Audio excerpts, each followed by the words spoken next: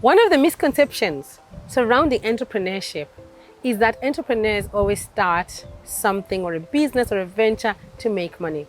And I'm here to tell you that no, it's not always about money. Nowadays, we have got an opportunity to set up businesses that are purpose-driven, that are solving our local problems, and we can venture into social entrepreneurship space where we are solving problems, we are measuring impact, and at the same time, we can be making the money. The United States Chamber of Commerce defines social entrepreneurship as the process by which individuals, startups, and entrepreneurs develop and fund ideas that directly address social issues. That's why I'm so excited today to be meeting Sarisha Barrett, a social entrepreneur based in Cape Town. And she's already started 2 businesses. She's a CEO and she's doing a thing here in Cape Town. And I want to have a conversation with her how she started here in Africa, how she is doing and how her social enterprise is impacting on the continent.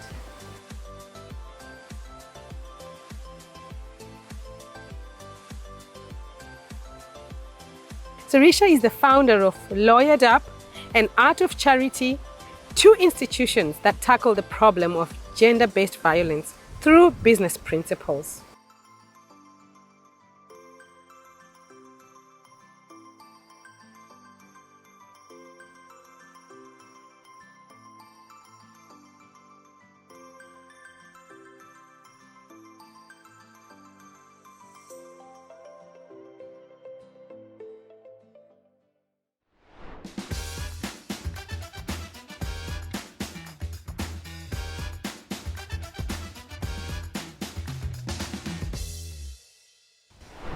Okay, so Sarisha, tell me something. You know, I was looking at your profile and I read that you actually won a bursary to study art. And when you got there, you decided to study law. Like, who does that when you've got a bursary and you just take such a bold move at such a young age?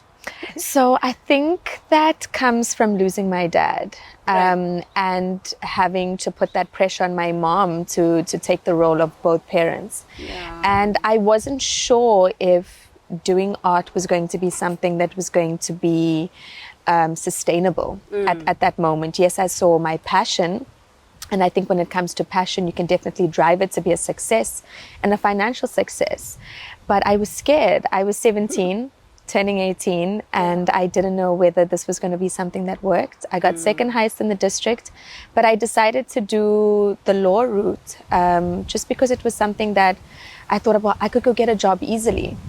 And weird enough, I left my job after 2 years. So pretty bold moves, 2 bold moves, but it's brought me to where I am today, and I'm very grateful for that. Yeah, and I think that there's something about losing your dad, because you mentioning that just made me remember that I also lost my dad and my father-in-law a week apart, both of them dying from undiagnosed diabetes. They were both non-hypertensive patients. And I think their death left something in me that stirred me to my journey now as a tech and entrepreneur, because I was so angry. I was so angry. How could this happen? 2 important men in my life and they die like that, and it's not diagnosed, you know. So I turned that anger into action, and I think there's something amazing, isn't it, that happens when somebody you love You've got to dies. be able to fend for yourself, and I think just being a woman in today's society is so important to be able to fend for yourself. And that loss had to be turned into strength, and to be able to be there for myself and for my mom, and I didn't know what was going to happen next. But I always believe that what's meant for you is never going to pass you. And I think that's definitely something I've learned over the last 5 years of being an entrepreneur, is that everything that's meant for you is going to take place exactly when it's supposed to. Wow, that's amazing. So, you know, taking bold steps has got repercussions, and I can imagine the repercussions of you choosing to study law with your bursary. Did you then finally end up claiming it, or what happened? So my mom had to pay for my degree, so I didn't get the bursary because the bursary was for fine arts. Oh my gosh. And I ended up doing the BA, and my second degree I had to pay for myself. So my law degree took me 10 years instead of 7. They no longer offered a straight LLB at the university that I went to. in Johannesburg. So I had to pay for my second degree, and it was something that my mom and I had to discuss, where she could only afford to pay for my first one, which I was very grateful for. So, you know, just based on the decisions that I made, it impacts different things in your life. But like I said, you know, what's meant for you is never going to pass you. Absolutely. So even though that impacted me, where I had to pay for my second degree, I think there was so much that I learned from that. It was Absolutely. responsibility at such a young age that I had to commit to. I didn't have to study further, but I chose to. And to top it all, I don't even use much of the degree anymore. But I do think it's such a good base to have as an entrepreneur. I think it's so important to have a good legal base to understand what it is that you're getting yourself into, but not necessarily be in it and practicing it. I wouldn't say, you know what, I wouldn't really say that you are not using that base. I'll tell you why. Because in my last interview, if our viewers are watching, I was having a conversation with a gentleman, Ronald, and he's from the legal background, supporting entrepreneurs about law and everything. And you will realize that if you don't have the legal background, it's either you're going to have to pay someone to give you the knowledge, right? But a lot of entrepreneurs, they don't have that awareness, so they end up Yes. making a lot of mistakes. Whereas you might not be using the education in the form and structure that you might have planned, but you are going to apply it along your way. I'm sure there are a lot of things that you just have to do because you have the knowledge, rather than paying someone to do it. 100%. Yeah. It's just using it in a creative way. So just because you studied law does not mean you have to be a lawyer or you have to be going to court to represent someone. I mean, I'm using it to assist other entrepreneurs and to democratize that access to legal, understanding what the issue was, you know, understanding that we have an accessibility issue, and how do we fill that gap, and how do we, as an entrepreneur, you're looking for solutions. So if you find a problem, you want to find a solution. So it was utilizing my degree to be able to find that solution. Absolutely. Just staying with that point of bold steps, I always say this to people, that I think whatever you study can give you a base to where life is taking you, or where you're meant to be, right? So personally, I studied nursing. Okay. I was a nurse student 1996 Oh, wow. to 1999 in Okay. Zimbabwe. And I came to UK to work, and I only worked for a year as a nurse. Wow. And ever since then, my experience last 21 years has been entrepreneurship. But I am an entrepreneur in healthcare. Okay. So I think if our audience are watching and young people are trying to make a decision, some of them have been impacted by COVID when they don't have to go to university, or they can't find the jobs. The message is that you don't have to be stuck because you started something and you're going to have to look for a job. You can be creative and innovative. Exactly. Still pursue what you can pursue, solve the problems you can solve, but you have the knowledge base to work And with. utilizing Like what you're doing. that knowledge, yeah. And I mean, I guess it's the same thing. So I worked in legal for 2 years, and after studying, you know, 2 different degrees, worked in legal for 2 years, and then ended up leaving to start a marketing company. Really? And from the marketing company and just being in the entrepreneurship space, and me specializing in media and entertainment law, I then went into Lawyered Up. And that's now democratizing this access to legal services for startups, being a startup myself.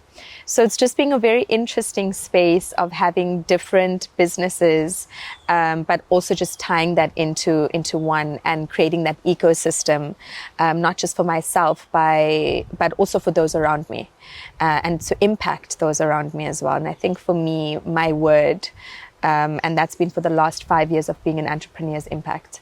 If you are just out there to just focus on money and your revenue model isn't impacting, then I don't understand, you know, why you even have that business, because it needs to be able to impact.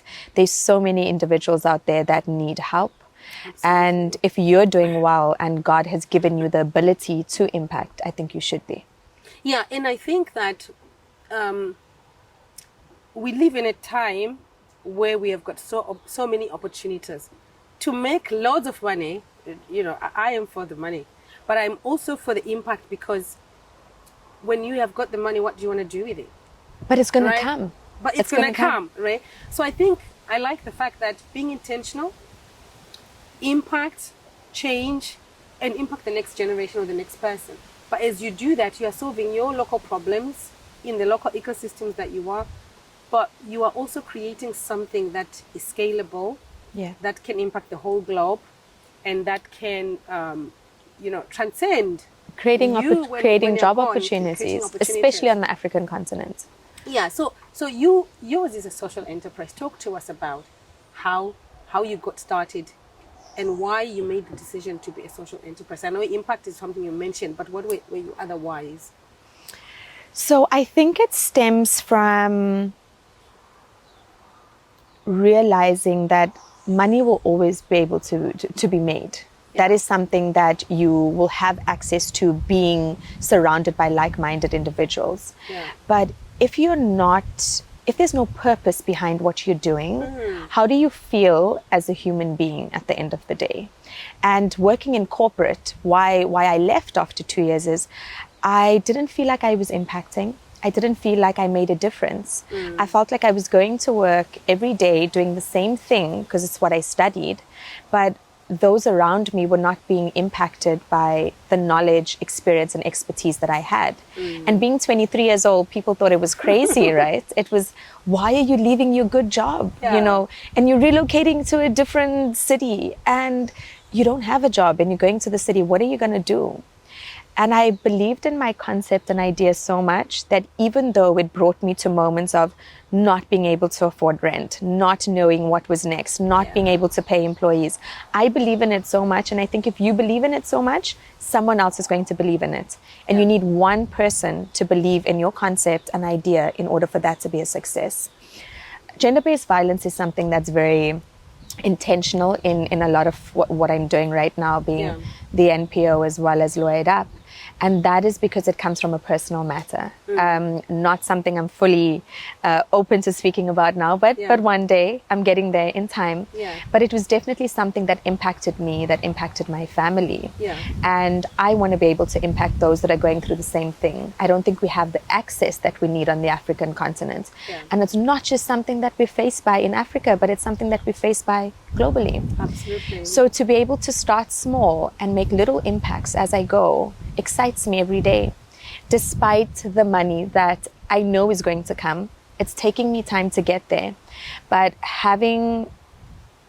being sure in what it is that I believe in brings me that peace and that joy that I look for every day. I love what I do. You've got a reason to wake up every day. And I always say this to people, that if you are going to innovate, if you're going to create something, if you're going to solve a problem, you need to be the number one champion.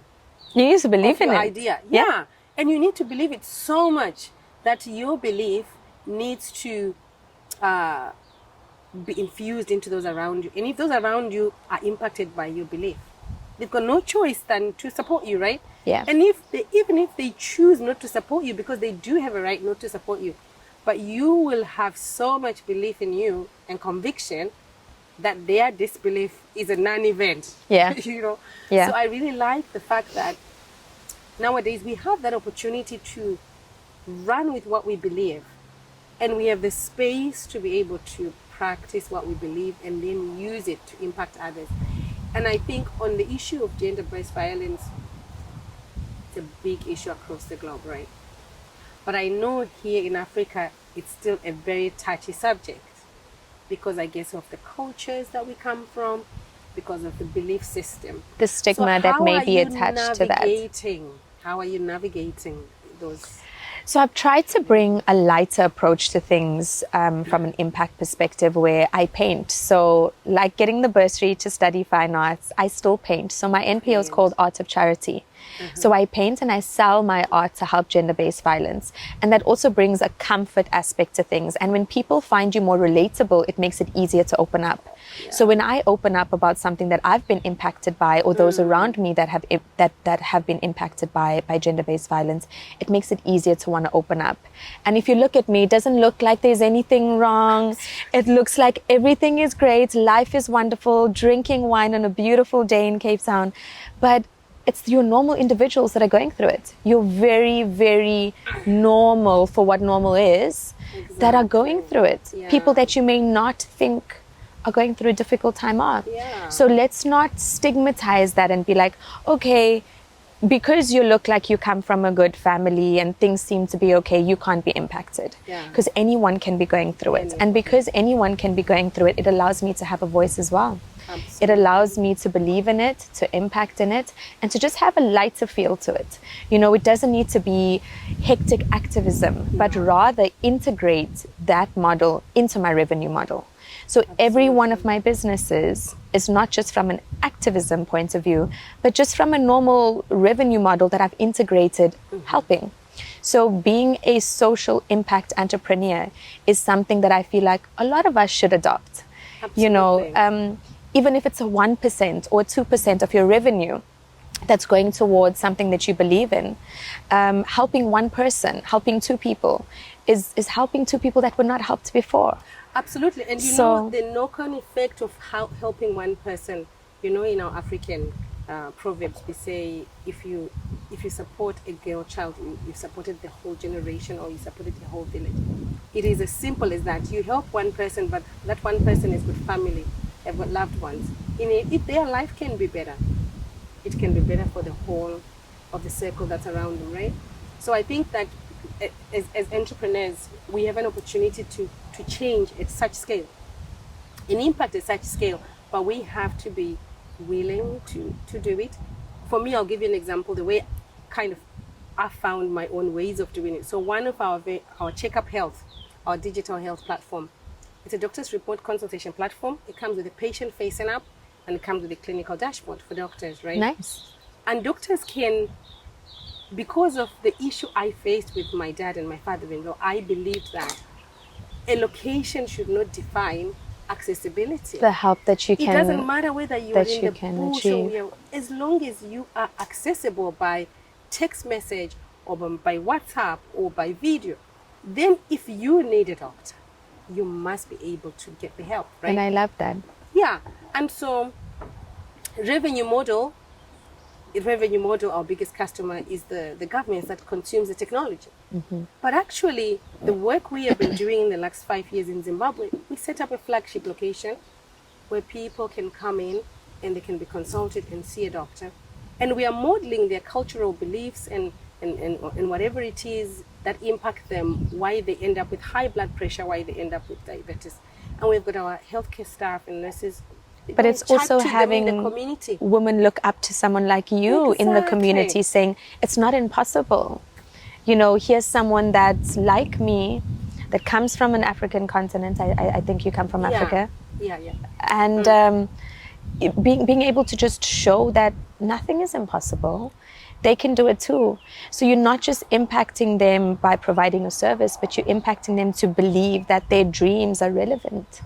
And I think that's also super important on the African continent right now. I really think so, yeah. So I think that, you know, people like you who can be relatable, and people can come and say, oh yeah, I can relate to this girl, right? So I can talk to her about my problem.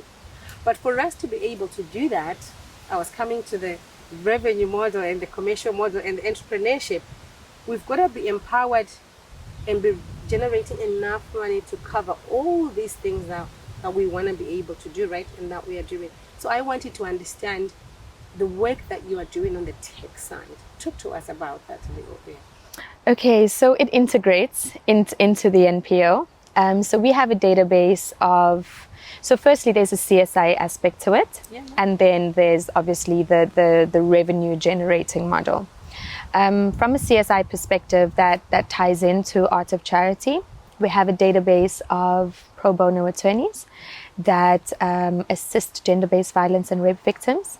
And then we also then have the revenue generating model, which is a subscription-based model. So we're making legal more accessible to township businesses, small to medium-sized businesses, as well as startups. So being a startup myself, and Lloyd Up being a startup, we understood the pain points. And we understood what the problems were and looked at solutions to accommodate those problems. So we came up with packages for pre-seed, seed, venture capital, and scale that have pre-drafted documents in them, but also creating job opportunities on the African continent. So moving into the Kenya space this month, so very excited about that. Congratulations. Where we are, so lawyers get to register on the database, and then depending on the location, they then partnered with startups, SMMEs that need legal services. So consulting legal services as well as document generation. And I think it's just a more affordable way. If you are a startup, if you are a small to medium-sized business, we know the importance of legal, but then when we think law, we think intimidating, we think expensive. Am I going to be able to, afford this? So we have payment options as well. So not just a subscription base, but a payment plan. So if you can pay us over the next 6 months, that's fine. 3 months, that's fine. So we have a contract with you. And then you can also sort of pay off your legal services. We also know that it's difficult on the African continent getting pre-seed investment. You can say that and I've been in that boat. I've been in that boat for the last 2 years. And it comes down to also being compliant. So if you're not compliant and you're approaching an investor and they're asking you for your data room and they're saying, well, where are your documents? The chances of you getting that is so low. But some of the most amazing concepts are coming from township businesses, and I've been mentoring township businesses for the last 6 months. And it's been absolutely liberating being in that space and looking at the ideas and concepts. And I wish I could do more, but I'm getting there. But I'm getting let there. me tell you something. So in my last episode with Ronald, we delved deeper into this. The issue is that I don't know whether everywhere else, but what I know for sure on the African continent, somehow we associate the law with criminals. Yeah. We don't realize that legal is one of the 4 pillars of any business. And I always talk about this to say, guys, I took from experience. I was running successful businesses from 2001 up to 2007, 8. The recession hit so hard, we lost 95% of the business. And when the legal team came in to say, okay, where is the business? What can be salvaged? Pillar legal for me was non-existent. And so that process for 3 years, I always say I went to a university because I was like in class learning the law A to Z. And I'm telling you now, for anyone starting entrepreneurship, startup, whatever it is, pillar legal is one of the most important pieces, no matter how expensive you may think it is, because it's going to cost you more when it messes up in the future. It out from day one. So definitely we need to change the narrative. So you have work to do.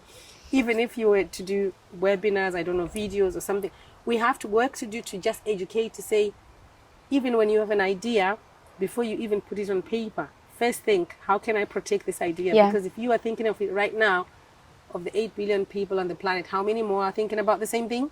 Mm-hmm. And so if you talk to someone about it, and if they go ahead and execute it, don't judge them and say, because how are you protecting it? Absolutely. So but we need more morally, I don't know, a moral standpoint when it comes to business as well, because I feel like ideas are exchanged so often that we're hoping that Lawyered Up is not just going to be a web app, but it's going to be something that you're able to have access on your phone. Accessibility, so if we're speaking about a concept and idea now, I could go onto my phone and say, would you mind signing this NDA for me? Absolutely. And for that to just be some normal part of the conversation, it shouldn't make people feel uncomfortable, but it also shouldn't come at a hectic cost or expense, because it's just part of the process of being an entrepreneur and being in the space. Absolutely. And so, so I think for me, I do the same, similar to what you do, and I attend boot camps when, entrepreneurs come and present, because I'm an investor. I love investing in startups. But I am shocked when you then ask them, okay, you've done all this, where is your legal pack? Yeah. And I'll be like, okay, what are you talking about? Like, where, So very important. I think you're doing amazing work. And so it's available as web option, currently available in SA. And Kenya this month. Kenya, well done. That's good growth strategy, right? And it's available as subscription packages. So it's subscription based for now. We do have plans to, create an app for it that's downloadable, but that also comes at a cost. So aggressively looking for investment at the moment. And I think just being in the rooms that I have been in the last year and speaking on different panels and traveling in the last year has opened that up. And I think everything comes at a process. So you can't just think you have this idea and you're going to get funded tomorrow. No. It doesn't work like that. you need to be able to prove that it's going to work. And I think that's the toughest part. And I see that with being a mentor in townships is you asking for an MVP to give money, whether it be an angel investor, whether it be pre-seed investment of any sort. But how do we get an MVP if we don't have money? And that's been my issue the last 2 years. I had to sell my car. I sold my car. I drew out my retirement annuity to be able to get to where I'm at. But not a lot of people have that privilege. So now what do we do? So that is something that I'm still somewhat trying to find a solution to with the different spaces that I've been in, the different investor conversations and panels that I've spoken on. But it's also very risk adverse with investing in Africa right now. It is. So I'll tell you why. From where I sit, right, being an investor based in Europe, but African myself, and operating on the African continent, the challenge we have is that there is a lot of money that could flow from outside into here, but the exact things we've just discussed about, tax legalities. Yes, tax legalities, that's number one. The instabilities of the African political arena and the governments and legislation around the money when it has come in, the investors, how do they get the money back? And then I think just the environment in terms of the entrepreneurs, like you're saying, from the townships. When we are saying we are looking at startups, right, we are looking at someone who's already done their MVP, they've got a proof of concept. But for you to get to proof of concept in some of the things, for example, with our Checkup Health app, we would have already had to spend 200K to be considered, a project that has got value people in the and townships, scalable. they don't have $100. Yeah. So I think us as Africans, these are some of the opportunities we have. What can we do in the townships that can support these guys to give them the 100, the next 200, the next 500?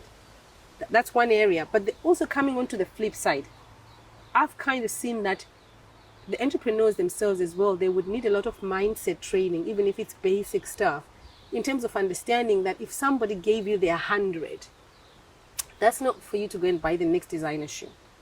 You get my point? Because you have to bootstrap and make sure every cent you're accountable to it. Because if you can be accountable with small 100, you can learn to be accountable with the bigger amounts. So I think from an African person's perspective, these are some of the problems that I've seen, the challenges, and we could do with addressing that. And I also noticed that with pre-seed, I think a lot of investors are also looking at smaller amounts. So let me give you a small amount to get you from A to B. Absolutely. And then when you get to B and you've proven that you've gotten to B, then I can give you more money from B to C. But what we're not realizing is that's what we need to be asking for. It needs to be more of a crowdfunding activity when you just start, and less of a, can I please have 4 million? Can I please have 5? It doesn't work like that, because that's huge risk, but you haven't even proved your concept. So if you don't have a proof of concept, but you have a great idea that could be proven should you be given the money, break it down. Whether it be quarterly, whether it be yearly, break it down and then say, well, this is what I'm going to achieve. Let me achieve this. And then you give me the next amount, and then you give me the next amount. So that's what we're trying to do now. I think that's brilliant. Yeah. I think that's brilliant. That's absolutely amazing. I think you've kind of found the sweet spot of that. I'm trying to figure it out. Yes, that's the sweet spot. Because with investors, remember, money is not free. Yeah. So even if I'm an impact investor, but I have got a reason why, and I need to evidence. If I gave you whatever amount of money that I gave you, right, from where I'm coming from, for my tax purposes or for whatever, I'm going to have to evidence that I gave this or whoever this money, and then this is what I'm expecting from whatever reason why I'm doing it. So I think that understanding needs to be the investors. They genuinely want to be investing, but they also want to be able to get their end of the stick, whether it's money in return or the impact. If it's impact, is it measurable? Yes. And can I have my reports back when I have given you that money? And I know smaller charities and smaller entrepreneurs in the township, that's their biggest challenge. We want them to even measure that if they say, I want to walk from A to B to C, can you give me a report of, if I gave you, but that becomes so much more difficult. Like I hands down believe that I will be financially successful eventually. Absolutely. and I'm not there fully yet. Yeah. But when I am, I want to be able to give back, and I want to be able to help these communities in the startup space. But I don't think I want to be that hectic about it. Yes, I get that, like, everything needs to be measured. But I also want to trust and believe that how I needed someone to trust and believe in me, I want to be able to trust and believe in another startup and say, here's some money, let me get you from A to B, and let's see how it goes from there. And I hope that is, or I don't hope, but I know that is something that I'm definitely going to do, especially having mentored some of these startups. I think, it's been such brilliant concepts, but they're struggling.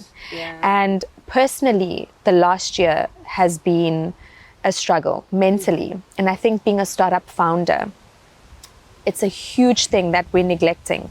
Mental health is so important. Sure. There were moments of wanting to give up. I was like, no, I can't do this. I don't know how I'm going to pay rent, how I'm going to do the office rent, how am I going to be able to give back to family, how am I going to be able to look after myself, how am I going to be able to pay employees.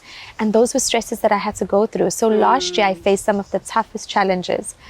But all I can say is that it hasn't gotten completely better, but I've learned to deal with them better. And that comes from mindset. So like you made mention to, I think mindset is so important when it comes to entrepreneurship. It starts with believing in you and others to see that you are actually worth taking the risk. And entrepreneurship is not easy. No. But if you have a strong mind to be like, I'm going to do this, I'd be more willing to give you the money, despite you having every sort of box ticked. And I mean, I may be saying this now and it could change when I'm in that position. I don't know. But I hope to get there soon. I really agree with you, and I totally admire your mindset, and I totally love it. And I think the fact that you are kind of experiencing and practicing the now, and wanting the same for the others. And I think with that intention, you are weaving it into your business as long as you continue to do that. Trust me, by the time you are there, you will have figured out how you are going to kind of do it and manage it. Because it is the same things that I got frustrated with. Reason why I have these conversations, because I want to be able to evidence that on the continent we have got good, amazing people coming with amazing ideas. But can we just look at how best we are going to, create options that can work for them? Because the investment, space that we know, the type of startup avatar that we have for the rest of the continent is different. Africa has got its own problems that are being solved in a very different way, in its own way. And while you think a startup must work and within 5 years have an exit strategy, that doesn't apply. It doesn't happen in Africa. Yeah. Right? So, but I am able to say that with confidence because I have been walking those journeys with African startups. Whereas somebody who's coming from outside, they wouldn't have that knowledge and understanding. So we are going to have a role to play as we grow together, I guess, to create this new way of looking at the African entrepreneurship. And as we share these stories, hopefully those people who are watching and listening, they'll be able to kind of, network. So, okay, say, and then we can bring them on board. But yeah, it's such a journey because in the other side of the world, it is very different. It is. And I've realized that from travels in the last year, that it's very different. And it's so much easier. Like Forbes 30 Under 30, there's a network of individuals that's in the startup space that I'm engaging in. And it's, when they ask me, how much are you looking to raise? And I tell them, they think it's a joke. And for me, it's so important to be able to get this amount. And for them, it's easily accessible because I do think failure culture is more acceptable outside of Africa than it is on the African continent. Yeah, but can I encourage you with something? I think as long as you know that the little you are asking for, the how much you're asking for, while it may look little or sound little, but what's important is the impact that it's going to have on your venture. And I think for me, that's the most important piece, because some people, again, get given millions and they raise millions, but they fail so quick because they haven't had the experience or the exposure to make what they are working on work, or to be so convicted and so consumed with it that they're working so hard for it to work. So I think the results of people like yourselves, I think They'll be amazing. And I'm so looking forward to see how taking your long. journey is going. It is It's long. taking I long. know. I can relate. But honestly, it will be amazing results. So, yeah. So one thing I wanted to ask you, when success happens, how does success look like to you? But how do you currently visualize it when you say, oh my gosh, I'm successful now? Peace. Peace, 100% peace. I think peace is so important, and being able to just go to bed and know that everything, processes are in place, you know how the company is functioning, you're able to grow, you're able to expand, you're creating job opportunities, and something that was just an idea, seeing it come to life now is very liberating, but it's still not peaceful. Yeah. Because every day is a stressful situation. So the moment that I have peace, that for me is success. Wow. Not a certain amount in the bank, not anything but just peace. To know that Unmatched whatever you're working, peace. whatever you have put together, whatever you've created is working. And you can go to bed and sleep and wake up and say, okay, I've got this working. Yeah. That's amazing. So a lot of my time during this period over the last 3 weeks have been processes. I feel like, how am I able to give over to someone else and expand if I myself don't know where things are on my laptop or how to find things or navigate, you know? So I've utilized the holidays to actually just put things in place. That's brilliant. And understand, okay, when you wake up in the morning, Serisha, what do you do? So you log on, what are your processes? What email boxes do you have? What can you automate as well? Yeah. So we're in tech, but why are we still being so manual about things? Yeah. So can you have all emails come into one box? You know, simple things like that is basically what I'm trying to put into place. And it feels good, you know, very excited for the new year and for what's to come. And, you know, just being able to empower those around me and be empowered by those around me. Despite where you come from, there's always something that you're able to learn. Absolutely. So exciting times ahead. Thank you, Sarisha, for taking time out of your busy day to come and chat with me. And on the processes note, I will tell you that my biggest learning lesson was that recession, because that taught me that here you are not the business. So Yeah. you have to download everything here and put it into a computer. And when it's there, everybody else, you can see what they're doing and working. But I like that you are already implementing like that from the beginning. So I can't see you going wrong. Thank you. I'm so looking forward to reading or looking at your story and thinking, wow, look Thank how she you. has done. So thank you so much. Thank you so much for having me. Yeah. And let's say cheers Cheers. to success. To success. Thank you. So thank you so much, guys, for joining us on this show of Lawyered Up with Sarisha. I really hope that you've picked up some gems that you can take away with you and apply in your businesses. And remember, law is one of the important pillars. I really hope that you take these pillars seriously and implement them. Get the support that you need where you can get it. And be sure to subscribe, tag someone on this channel, and leave your comments in the comment section of your thoughts about this topic. Bye-bye. One of the misconceptions of starting a business, okay, I'm gonna start. Because we have got people who are now taking their options for starting businesses that are social entrepreneurships. I'm gonna start. I told you if I repeat, I'm gonna be mumbling. I'm gonna start. Okay. Right, when you're ready. And that's why I'm so excited today to be meeting. There's a car, yeah. I look forward to seeing you on the show. Was I supposed to say that part? I like that. Like, that's so great. Organic.